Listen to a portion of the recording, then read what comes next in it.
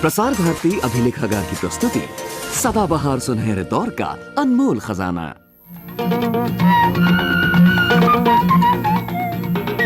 बातों बातों में मुलाकातों में हमने कहा क्या, उनसे सुना क्या, जिनसे मिले हम उनसे मिलो तुम। बातों बातों में, बातों बातों में, बातों बातों में, बातों बातों में।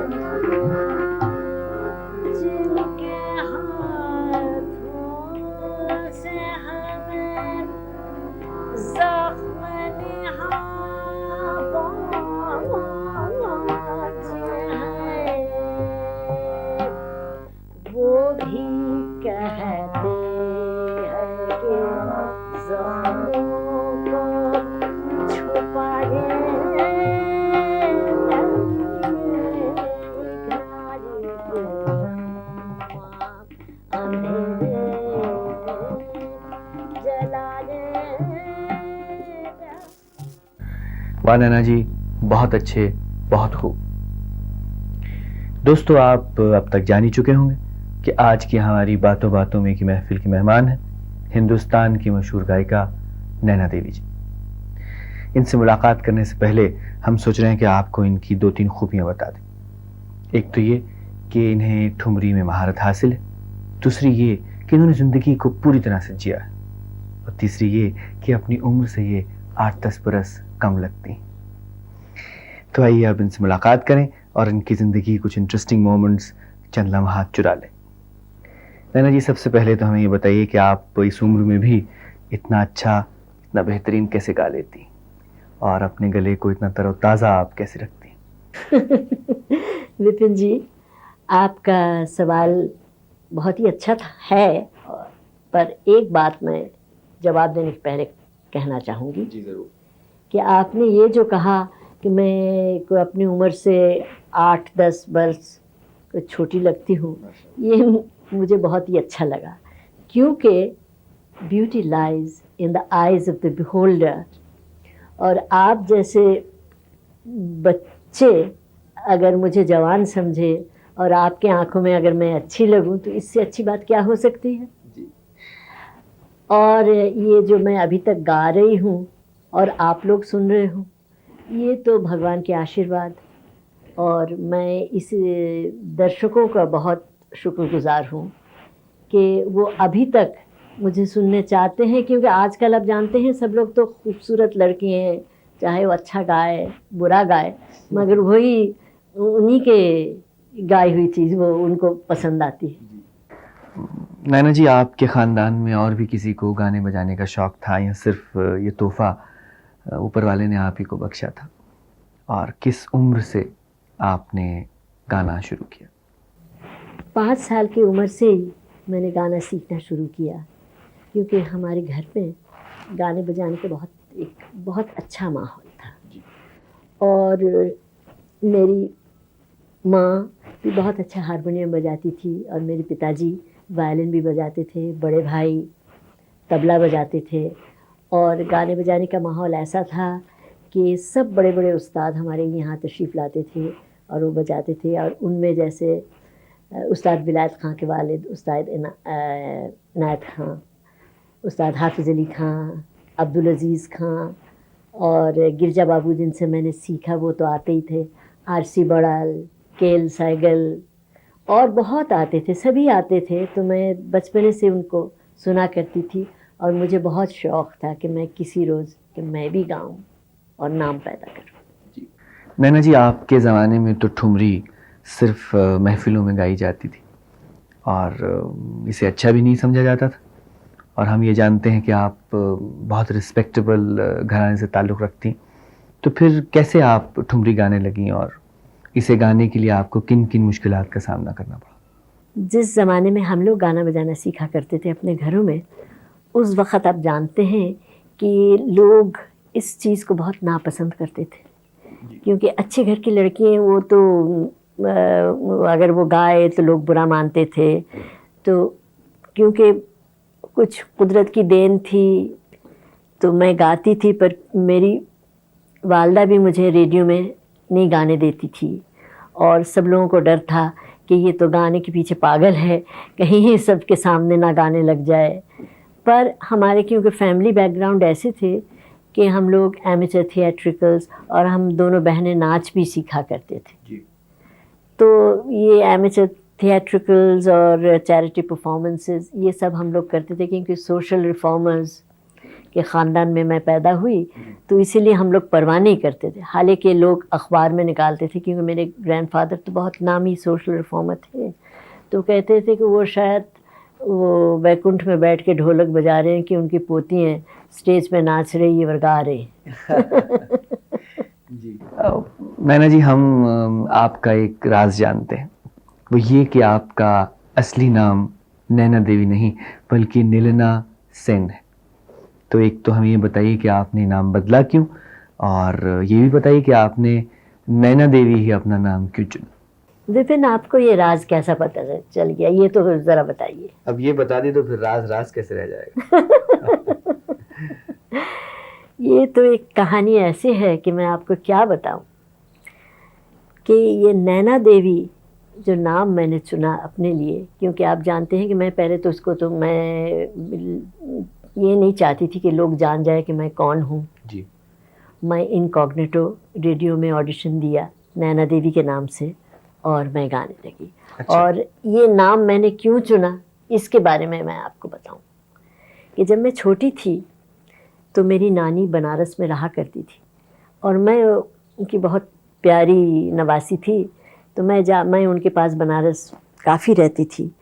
तो सुबह सुबह जब गंगा स्नान के लिए वो जाती थी तो मैं भी साथ जाती थी, और घर वाले जैसे गंगा स्नान करते थे, मैं वहाँ घाट में एक बुढ़िया के पास बैठी रहती थी, क्योंकि वो बुढ़िया थी वो वहाँ ही घाट में रहती थी और वहीं खाना पकाती थी और वहाँ बैठे बैठे वो गाती थी। और उसकी बहुत खूबसूरत आँखें थी, बड़ी बड़ी आँखें, और मैं उनके आँखों की तरफ बचपन से ही मैं देखा करती थी कि ये गा रही इतना अच्छा गाती है और उनके आँखों का एक्सप्रेशन ये कितना अच्छा है। और वो गाती थी, हे गोविंद राखो शरण अब तो जीवन हारे। वाह। तो बचपन में शायद वो मेरे माइंड में कुछ चीज़ ऐसा ही रह गया था। बहुत बरस उसके बाद तो मुझे याद नहीं रही, पर मेरी अपनी ज़िंदगी में एक घड़ी ऐसा आया जब मैं अपने जीवन से बहुत मायूस हो गई थी। मेरे हस्बैंड के साथ डेथ, तो मैं बहुत बीमार हो गई थी। सब लोगों ने मुझे कहा कि तुम क्यों ऐसे मायूस रहती हो और तुम तो मर जाओगी अगर इस तरह तुम रहो, तो भगवान ने तुम्हें गला दिया है, तुम क्यों नहीं गाती हो। उन दिनों वो बुढ़िया मुझे बहुत याद आया करती थी। अच्छा। और उनकी वो आंखें जैसे मुझे हॉन्ट किया करती। तो जब मुझे हिम्मत कुछ आई, मैंने नैना देवी नाम रखा और जाके रेडियो में ऑडिशन दे दिया कि ताकि लोगों को पता ना चले मैं कौन हूँ। और ऑडिशन में मैं पास हो गई और कोई नहीं जानता था कि मैं हूँ कौन जी। तो तब से मैं नैना देवी के नाम से ही अपने आप को। तो वो जो गाती थी वो आज भी आपको याद है? थोड़ा सा। और मगर वो जो हे गोविंद राख शरण अब तो जीवन हारे, बिल्कुल ठुमरी अंदाज से वो गाया करती थी। ठुमरी अंग में बोल बना बना के गाती थी। क्योंकि बात को मुझे मालूम हुआ था, जो बनारस में रहते थे उन्होंने कहा कि वो जो थी वो एक बहुत मशहूर गाने वाली थी। तो उन्होंने सब कुछ त्याग करके घाट में रहने लगी और भीख मांग के अपनी ज़िंदगी वो बसर करती। तो थोड़ा सा वो सुना दीजिए। देखिए मैं कोशिश करूँगी।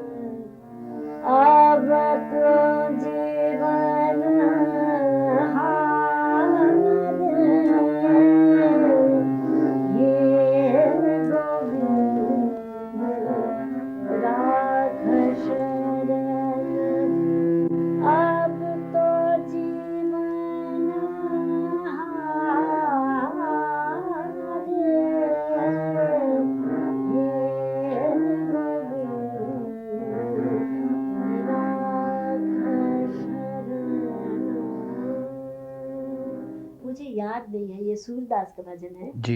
मगर मुझे याद नहीं है अभी एक ही लाइन, क्योंकि वो उस बुढ़िया की जब याद आती तो इसीलिए मैं उसको आपको नहीं सुना पाई। जी। नैना जी, वैसे तो हमारी ज़िंदगी ऊपर वाले का तोहफा है, लेकिन कभी ऐसा हुआ हो कि आपको ज़िंदगी में कोई तोहफा मिला हो जिसे आप नायाब समझती हो, अपनी ज़िंदगी से भी ज़्यादा उसे इम्पोर्टेंस देती हो? ये आपने बहुत अच्छा कहा कि ऊपर वाले ने ज़िंदगी के तोहफा दी, मगर ज़िंदगी में कुछ ऐसे तोहफे मिलते हैं जो ज़िंदगी से भी अच्छे होते हैं। जी। तो उसके बारे में मैं कुछ कहूँ आपको, सुनेंगे? जी। मैंने तो बहुत बड़े बड़े उस्तादों से तालीम ली और रसूलन बाई भी मेरी गुरु थी। तो जब वो बीमार हुई तो मेरे पास रही और मुझे तब मौका मिला उनकी खिदमत करने की। तो जब वो ठीक हुई और फिर इलाहाबाद जाने लगी तो मुझे कहने लगी कि बेटी मुझे निज़ामुद्दीन दरगाह ले चलो। तो मैंने कहा अम्मी ज़रूर चलिए। तो मैं उनको साथ लेकर निज़ामुद्दीन गई। वहाँ उन्होंने दुआ हुआ मांग के, उसके बाद उनके हाथ की एक मामूली सी एक चांदी की अंगूठी मेरे हाथ में उन्होंने पहना दी। अच्छा। और कहा कि ये मेरी याद तुम्हें रहेगी, ये अंगूठी पहने रहना से। तो मैं अंगूठी कभी हाथ से नहीं उतारती थी। मुझे अभी तक अच्छी तरह से याद है, सन 74 दिसंबर के महीने में आईटीसी के एक संगीत सम्मेलन यहाँ कमानी ऑडिटोरियम में हो रहा था। तो उसमें मेरा प्रोग्राम था। उस दिन पता नहीं क्यों मुझे ऐसा ख्याल आया कि आज सब चीज़ मैं अम्मी की सब चीज़ गाऊंगी। तो मैंने वहाँ प्रोग्राम किया और कुछ भगवान के आशीर्वाद से और अम्मी के आशीर्वाद से प्रोग्राम बहुत ही अच्छा हुआ। मगर जब मैं गा रही थी उस वक़्त वो अंगूठी खुद ब खुद टूट के वहाँ पर ही स्टेज पे गिर गया। तो मैं गाती तो रही मगर मन में एक खटका हुआ कि शायद अब अम्मी रही नहीं। तो जैसा प्रोग्राम ख़त्म हुआ तो मैं बहुत ढूंढा तो एक टुकड़ा अंगूठी का मैं आपको दिखाऊं विपिन। एक ये टुकड़ा उस अंगूठी का वहाँ स्टेज से मैंने उठा के अपने पास रख ली और जो मैं हमेशा पास रखती हूँ। जब कभी मैं गाती हूँ तो इसको पहले मैं देख के फिर मैं गाना शुरू करती हूँ प्रोग्राम में। तो क्या वाकई अम्मी का इंतकाल हो चुका और था? वाकई अम्मी का इंतकाल हो चुका था। जब मैं घर आई तो खबर आए कि वो नहीं रही। नैना जी, एक आम दर्शक जब ठुमरी सुनता है तो जाहिर है उसे लुत्फ तो आता ही होगा, लेकिन इसके साथ साथ वो थोड़ा सा कंफ्यूज भी रहता है कि आखिर ये एक ही लाइन को बार बार क्यों रिपीट किया जा रहा है और अलग अलग अंदाज से क्यों रिपीट किया जा रहा है। तो आज आप हमारे बीच मौजूद हैं और आपको ठुमरी में महारत हासिल है, तो एक तो हमें ठुमरी सुना दीजिए और दूसरा ठुमरी के बारे में कुछ बता दीजिए। विपिन जी, ये आपने ठीक कहा कि लोग जानते नहीं ठुमरी का माने क्या है। गुरुजी ने हमें बताया था कि ये लफ्ज़ ठुमरी जो है वो ठुमक और रिझाने से है। जैसे नर्तक हाथों के मुद्राओं से वो बताते हैं एक अर्थ भाव वो बताते हैं, तो ठुमरी जो है वो गले से उसी भाव को वो प्रकाश करते हैं जी। वो देखिए, ये गा के आपको अभी सुनाऊंगी। बता दे सखी कौन गली गयो शाम। अब नर्तक तो मुद्रा द्वारा वो तो समझाएंगे कौन गली, हाँ, पर हम तो गले से ही बताएंगे, हाँ। और बता दे सखी, लोग वो तो डांसर तो कहेंगे कि बता दे, हमें हाथ उठाने की कोई ज़रूरत नहीं, हम गा के उस चीज़ को अलग अलग सखियों के पास कैसे राधा जाती है और कैसे पूछती है, इसको बोल का चुनाव हम लोग कहते हैं। तो जब तालीम ठुमरी की मिलती है तो सबसे पहले हम लोगों को सिखाया गया कि अब ये कौन गली गयो शाम, बता दे सखी, इसमें सबसे इम्पोर्टेंट लफ्ज़ कौन सा है, तो ये कहा गया कि बता दे सखी, क्योंकि उसमें जैसे क्यूरियोसिटी, वो जानना चाहती है कि कौन गली गयो शाम, ये बता दे। तो अब मैं गा के आपको सुनाऊं। अलग अलग सखी के पास जा हाँ, अलग अलग सखी के पास जा रही। और ठुमरी की विशेषता है बोल बनाना, और बोलों का जो अलग अलग कॉनोटेशंस हैं उनको भी स्वरों के द्वारा लोगों को समझाना। इदरीस भाई, मेरा तबला का ठेका दीजिए। ये मेरे साथ इदरीस खां बजाएंगे, चाचर, हाँ।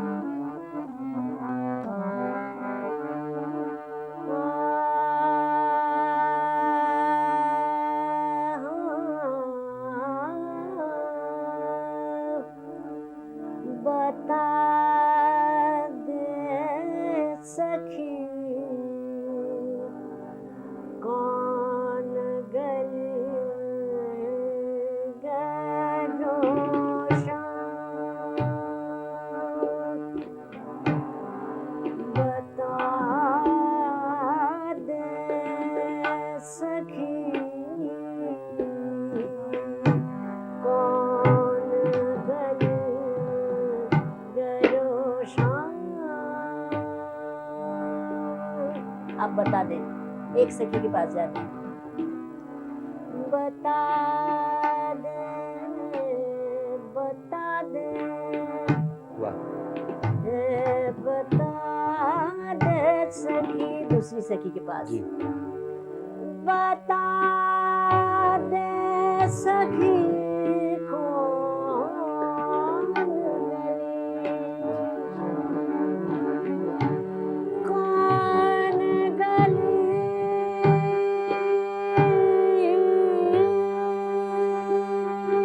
सीधी गली, कौन गली,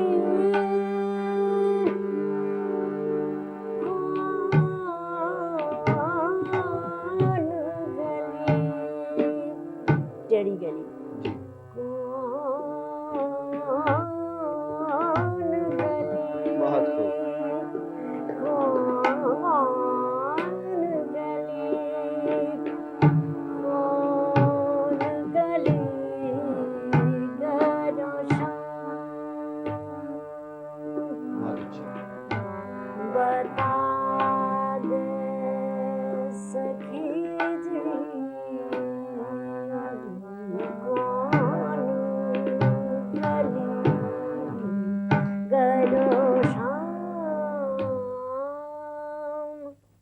जैसा कि जानते हैं हम, नैना जी के शादी के 17 साल बाद तक आपने संगीत को त्यागे रखा, लेकिन हम ये भी जानते हैं कि एक आर्टिस्ट का आर्ट के साथ चोली दामन का साथ होता।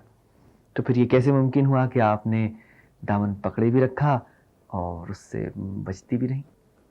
ये अजीब बात है कि आपको बहुत सी बातें, कि मेरी ज़िंदगी के बारे में बहुत सी राज आपको पता नहीं कैसा पता चल गया। जी आपको ये भी मालूम कि शादी के बाद मैं 17 साल गाना नहीं गाई? जी। ये कैसा मालूम हुआ? ये वाकई, मगर चोली दामन का जो रिश्ता है वो कभी अलग नहीं हो सकता। मैं आपको जैसे पहले ही बताया कि मैं 5 साल की उम्र से तो मैं गाती थी, और मैं बंगाल में पैदा हुई और पंजाब में मेरी शादी हुई। जी ये इसमें एक लतीफ़ा मैं आपको सुनाऊं? जी। लतीफ़ा की तरह ये है तो नहीं लतीफ़ा है तो सही बात, कि जब मैं बहुत छोटी थी मैं गाया करती थी, तो मेरी जो नौकरानी थी उसने मुझे सिखाया था ये गाना, और मैं बहुत मज़े से ये गाया करती थी, नाचती थी और गाती थी। और गाना ये है कि पंजाबी बोली बोलो रे बंगाली मेरी जान, हाथ में देगा हलवा पूरी, गाल में मीठा पान। और तब मुझे पता ही नहीं था कि जब मैं बड़ी हो जाऊं, बड़ी हो के पंजाब में मैं जाऊंगी और मेरी शादी पंजाबी के साथ ही होएगी। तो कुछ मुश्किलात का सामना आपको करना पड़ा? हाँ, क्योंकि जिस माहौल में मैं पली वहाँ सबको गाने बजाने का बहुत शौक़ था, और मैं 5 साल की उम्र से गिरजा बाबू जो बहुत मशहूर गवैये थे उनसे तालीम ली। मेहदी हसन खान साहब कलकत्ते में थे, उनसे कलकत्ते में तालीम ली। मगर उसके बाद जब शादी होके पंजाब आई, पंजाब क्या दिल्ली, उस वक़्त दिल्ली भी पंजाबी में गिना जाता था, तो तब यहाँ गाने बजाने का शौक़ बिल्कुल नहीं था, क्योंकि नॉर्थ इंडिया में अच्छे घर की लड़कियाँ गाती नहीं थी जी। और ऐसे मेरे हस्बैंड को गाने का शौक़ था, गज़ल सुनने का शौक़ था, तो मगर क्लासिकल म्यूज़िक का बिल्कुल शौक़ नहीं था। गज़ल कभी मुझे कहा करते थे कि सुना दो, तो घर में ऐसे बिना साज के ऐसे मैं सुना दिया करती थी। और ऐसा सिर्फ क्योंकि रजवाड़ों में मेरी शादी हुई, तो आप जानते हैं रजवाड़ों में तो ये एक रिवाज है कि सालगिरह हो या कोई त्यौहार हो तो वहाँ मुजरा होया करता था जी। तो बाकी जितनी लेडीज़ थी वो तो सारी रिजेंट करती थी कि ये मुजरे के नाम से वो नाराज़ हो जाती थी, पर मुझे बड़ी खुशी होती थी कि कम से कम कुछ गाना सुनने को तो मिलेगा। तो मैं इनकरेज करती थी अपने मियाँ से, मैं कहती थी ये ज़रूर कराओ ज़रूर कराओ। और लखनऊ में भी हम काफ़ी रहे, तो वहाँ बहुत अच्छे अच्छे गाने वाली हमारे घर में आया करती थी और गाती थी, और पर्दे के अंदर से मैं सुना करती थी। फिर जब मुजरा ख़त्म हो जाता था तो जिनका गाना मुझे पसंद आता था उनको मैं अंदर बुला के फिर उनसे मैं सब ये गाने लिखवा लेती थी। नैना जी, कभी ऐसा हुआ हो कि आप के दरवाजे पर किसी ने दस्तक दी हो और आपने चुपके से जाके दरवाज़ा खोला हो, और जो चेहरा आपने तब देखा हो उसे देखकर आप चौंक गई हो, खुश भी हो गई हो, हैरान भी हो गई, और आज भी वो चेहरा आपकी नज़रों के सामने, वो नाम आपकी आंखों के सामने हो, आपके जहन में हो? एक दिन दिल्ली में, मेरा ख्याल कोई 25 साल पहले की बात है, तो मुशायरा सप्रू हाउस में हो रहा था। उस मुशायरे में मैं भी गई थी। वहाँ बड़े बड़े शायर, फैज़ अहमद फैज़, जिगर साहब, मोइनुद्दीन मखदूम साहब और बहुत अच्छे अच्छे शायरों ने वहाँ अपना कलाम पढ़ा। उसके बाद मैं मुशायरे के बाद मैं घर आके सो गई, तो रात को करीब शायद 4 साढ़े 4 बजे, सुबह के, मतलब सुबह के जी, एकदम लगा मेरे दरवाजे में आके कोई दरवाज़ा खड़खड़ा रहा। तो ऐसे तो मैं आम तौर पे कोई भी उस वक्त अगर कोई दरवाज़ा खड़काए तो मैं कभी खोलती नहीं थी, मगर डर के मारे में पता नहीं उस दिन क्या बात थी कि मैं एकदम उठ के दरवाज़ा खोल के, मैं खोला नहीं, मैं ज़रा मैं झांकने लगी कि कौन है कि ऐसे वक्त जी, जिन्होंने मुझे आके मेरा दरवाज़ा में नॉक किया। तो मैं देखती हूँ क्या, और बिल्कुल चौंक गई। देखती हूँ दरवाजे की, जैसे मैंने खोला देखा आपके सामने जिगर साहब खड़े हुए हैं, जिगर मुरादाबादी साहब। जिगर मुरादाबादी साहब वो खड़े हुए हैं, उनके साथ कुछ लोग और वो सब लोग गाते हुए, मुझे देखते ही उन्होंने गाना शुरू किया और ये पढ़ते हुए आए, दुनिया का सितम याद न अपनी ही वफा याद, अब कुछ भी नहीं मुझको मोहब्बत के सिवा बहुत याद। खूब। नैना जी तो चाहता है कि आज की शाम ख़त्म ना हो, मगर वक्त की पाबंदियाँ हैं, इसलिए चलते चलते आप हमारे दर्शकों को क्या सुनाना चाहेंगी, क्या कहना चाहेंगी उनसे? लेकिन अब चलते चलते आपको एक गज़ल सुना देती हूँ जो जिसमें मेरा ज़िंदगी का निचोड़ है। मक्ता मैं पेश कर रही हूँ। अच्छा। कट गई उम्र किसी तरह कतील, वो बुरी थी कि भली याद नहीं, याद नहीं। बहुत खूब। अब तरन्नुम सुनिए। सुना दीजिए।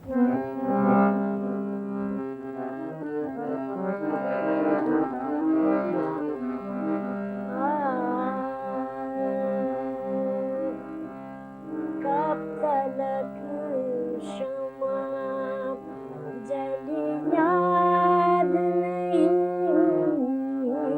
याद नहीं, शाम हम कैसे ढली याद नहीं, याद नहीं, कब तलक शमा जली, हम ज़माने में कुछ ऐसे भटके,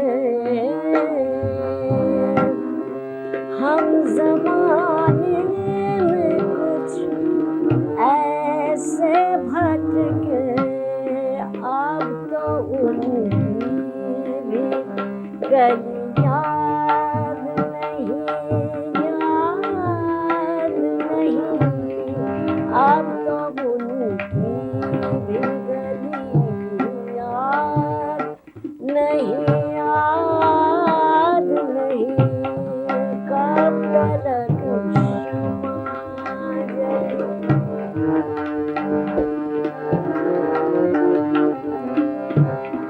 कब तलक क्षमा जली,